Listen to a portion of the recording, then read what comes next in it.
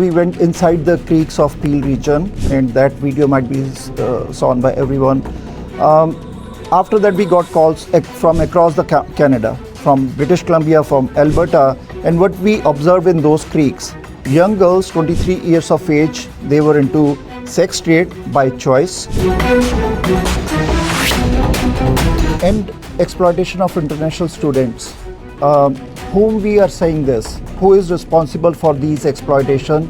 We have seen international students in the permanent strike on Queen and 410 for last so many months. We have seen all those plazas, the Trinity Mall Plaza, the Ridgeway Plaza, the College Plaza, they are also international students. So what all is this going on? Residents are very upset with all these things. Young boys into drugs, drug dealers are supplying them the drugs, they are intoxicated, they are having criminal charges, they are in homeless conditions by choice.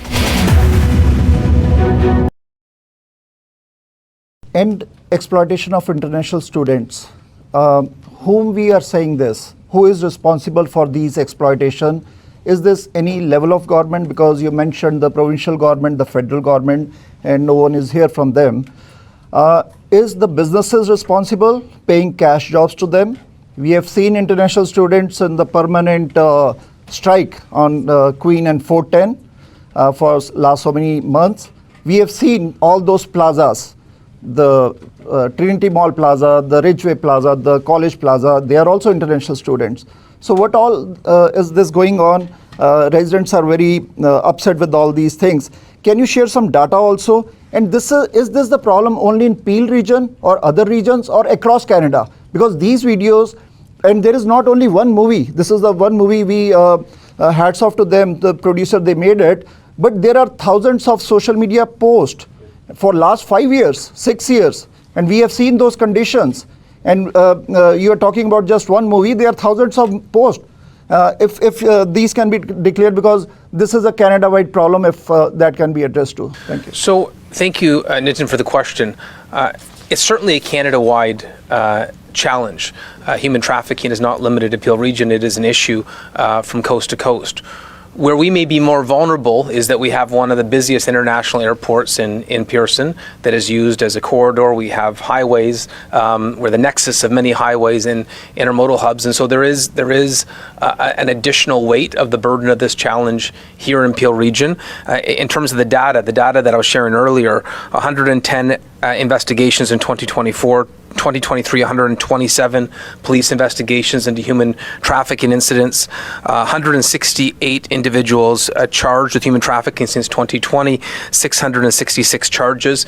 But when I share those numbers, it's within the context that we know there is a massive amount of underreporting, which is what we really want to address. We hear our social service stakeholder partners that are here who hear about it first. They're seeing the after effects of and stigma associated with having the courage to come forward and speak to the police. And so, unfortunately, the challenge is much worse than the numbers present in terms of what levels responsibility this lies. I think all levels of government need to step up to combat this challenge. It's what Councillor Santos called for today.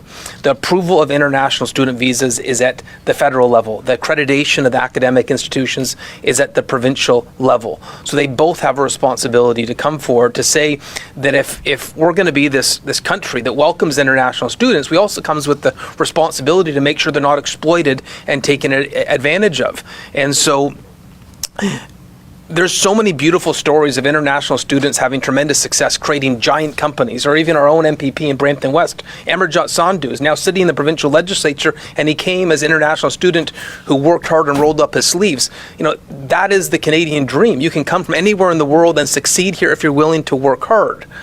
But with that dream, we need to make sure that individuals who are more vulnerable are not taken advantage of, and that's what Councillor Santos has had the courage to really outline today. I'm going to ask our partners with Gurpreet Malhotra and PRP to speak to. It varies, but in some cases recruitment comes through a landlord who is holding the passport for the young person. Recruitment can also come through, if you will, traditional means of feigning a relationship, engaging in sex, then promising or threatening to release photographs that have taken place unless there's sex with colleagues and friends, and then it turns into, if you will, a straight prostitution process. We've also, as community members have noticed, ads being placed in public places promising reduced rent in exchange for sexual favor. And then that can be a path to prostitution, again, under the threat of humiliation or other processes. So there's a variety of ways that people can become trapped, and it's in large part because of the gaps that have been allowed to get wider and wider between systems. Yes, they were actually posted today during the council meeting, where you can readily see them, and they're available online through different platforms, and then often use codes, friends with benefits, special arrangements, and in many cases it may not even be stated until the young woman shows up at the landlord or potentially with the employer, and then it's pressed upon them that way, and they are in a much weaker position to fight back. We went inside the creeks of Peel region, and that video might be seen by everyone. After that, we got calls from across the Canada, from British Columbia, from Alberta, and what we observed in those creeks, young girls, 23 years of age, they were into sex trade by choice. Young boys into drugs. Drug dealers are supplying them the drugs. They are intoxicated. They are having criminal charges. They are in homeless conditions by choice, by inflation. They have criminal charges multiple times. We saw the empty cartridges, shells there. We saw the needles there. And it's not only in Peel region. Every other creek has these encampments. It's across Canada. And that is also, we highlighted on our media. It's a very serious concern. Thanks to City of Brampton that raising this issue. But this is going on for last 3, 4, 5 years. And this is really, and people, they are dying every day with these conditions now, winter. Also, I'll add a small point that City of Brampton and Peel region are helping them with warm clothes, with food whenever they call them. And for that, if Peel region can share the data, how many blankets or how many warm clothes and food they are providing in those encampments, and why we are so late in addressing this issue. I'll chime in on that question. Thank you for the question. Today we are talking about the exploitation of international student girls, and what you're describing is a very systemic problem. And municipalities around the entire country, province, and here locally in Brampton, we've been dealing with the issue of encampments for a while now. And in fact, there's a report on our council agenda that actually summarizes exactly what you're asking for, which is all the actions that the local City of Brampton has done in terms of helping deal with the encampment issue. And indeed, many of these young girls who end up being exploited, put into human trafficking or prostitution, it's a choice between living in a tent or being coerced into a situation where they're being sexually exploited. Certainly that's something, again, I'm going to refer back to the incredible film I Am No Queen, where it clearly illustrates the choice of a young international student girl between being forced to live in a tent or forced to find money to pay the rent as well as her student fees. So thank you for that question. The matter you're describing is incredibly systemic. It's also related to the issue we're talking about today. There is a report later on in council which will be discussed after our lunch break. Well, I can tell you that in the region of Peel right now, we've had 2 victims who are international students, and that's part of this, is the lack of attention or lack of information we've been receiving as police department regarding this issue. We've not received many calls for assistance in this regard, and that has to change. It's obvious from talking to our community partners that it's there, it's happening.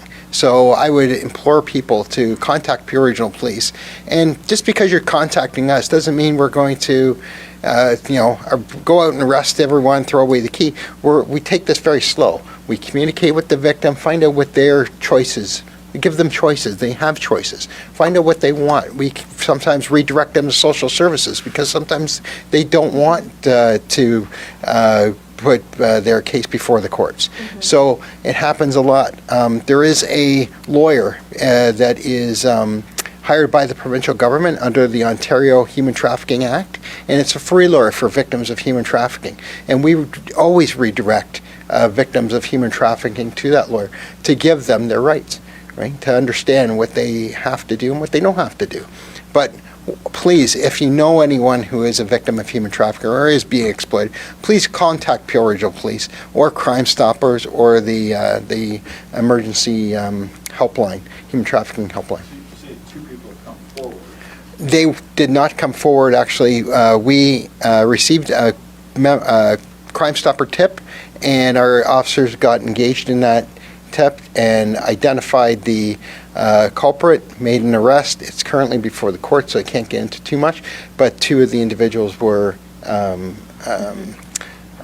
victims of human trafficking, and they were international students. The question lies why Peel Police don't work with the CBSA, inform them if they are without status for last 5 months, if they have criminal records, and if they are into this situation without documents, the refugees also. So that is a serious concern too. So I'm sure Bob has to be more diplomatic than I have to be, but obviously there's a lack of funding for CBSA too.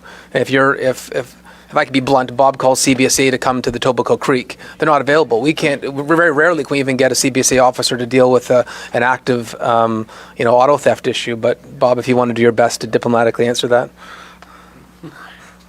Well, we work very well at the situations that are presented to itself.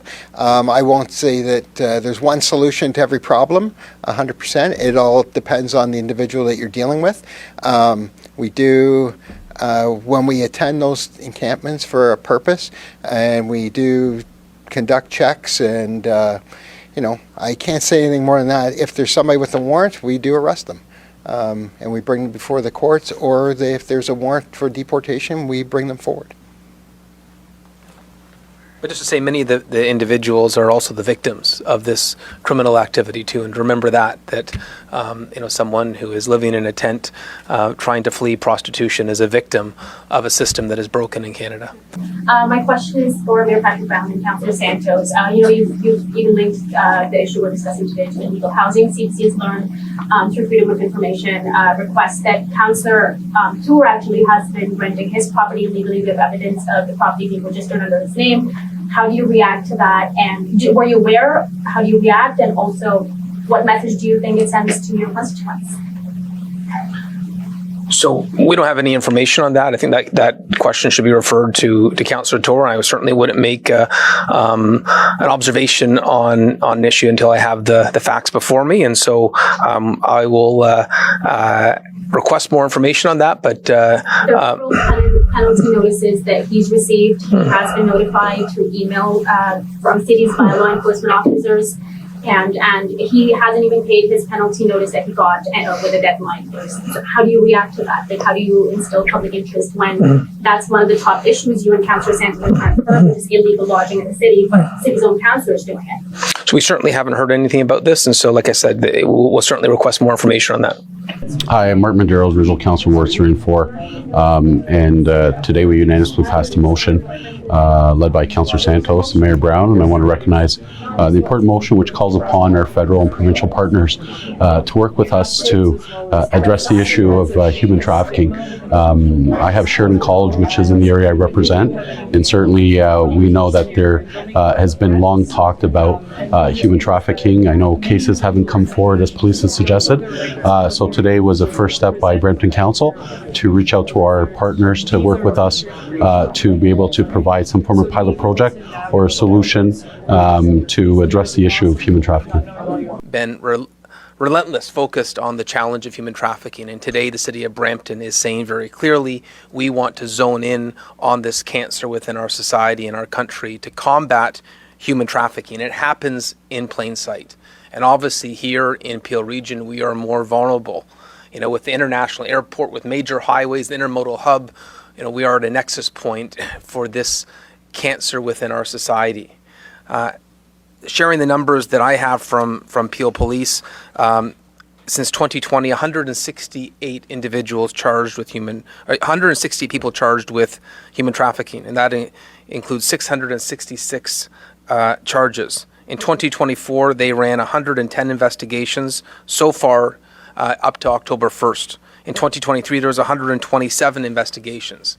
And part of our larger concern is this happens in a manner that's very underreported, where there may be linguistic barriers in reporting or fear to report.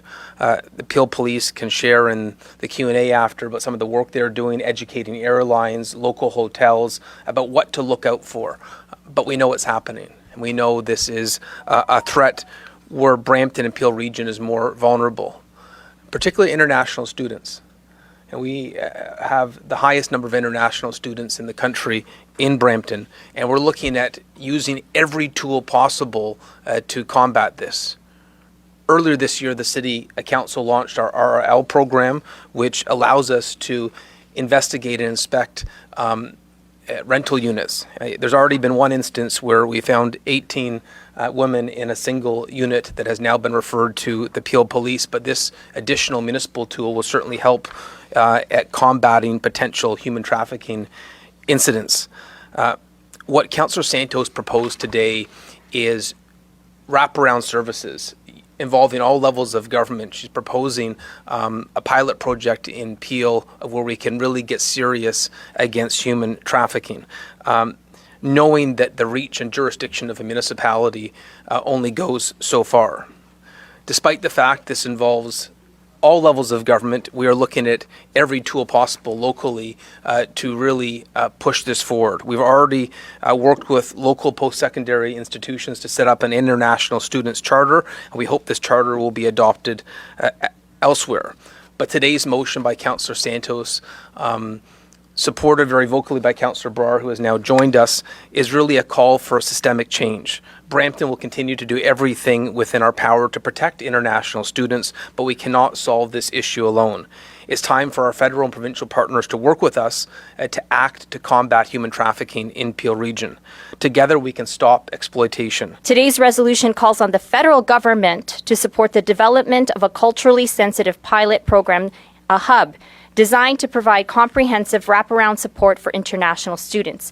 From settlement and housing assistance to mental health and trafficking support, this hub will offer the services they need to feel safe and secure in an environment that respects the cultural needs. Brampton cannot do this alone. We are only reacting to this inherited problem, and it's time for those with the jurisdiction to do something meaningful.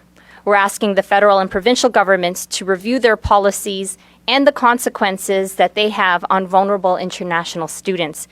For example, the current restrictions on work hours push international students into unsafe, illegal employment, putting them at greater risk of exploitation. We also need stronger protections against deportation threats, particularly for those coerced into sex work. Today, we stand united in denouncing the exploitation and trafficking of international students, particularly the young women who come here with dreams of a better future, only to be met with unimaginable hardship. This exploitation